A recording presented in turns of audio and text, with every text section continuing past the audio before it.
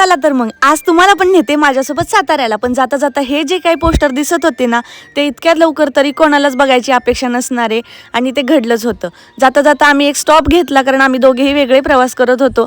मग थोडासा लाईट नाश्ता केला आणि त्यानंतर मी निघाले माझ्या पुढच्या प्रवासाला. माझी गाडी लवकरच आली, त्यामुळे मी इकडे ह्यांची वाट बघत थांबले होते. तेवढ्यातच हे सुद्धा आले आणि गेल्या गेल्याच आम्ही आहे ना गेलो गॅरेजवरती आणि तिथे अर्णवची आणि ह्यांची मस्ती बघा किती चालू आहे.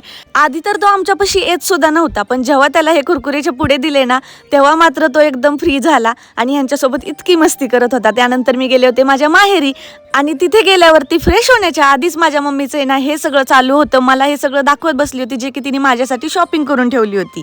त्यानंतर ही जी ब्ल्यू कलरची साडी आहे ना, सध्या खूपच ट्रेंडिंग आहे आणि तिने माझ्यासाठी आधीच घेऊन ठेवली होती. आता शेवटी माझी आईच तिला माझ्या मनातलं कळणारच.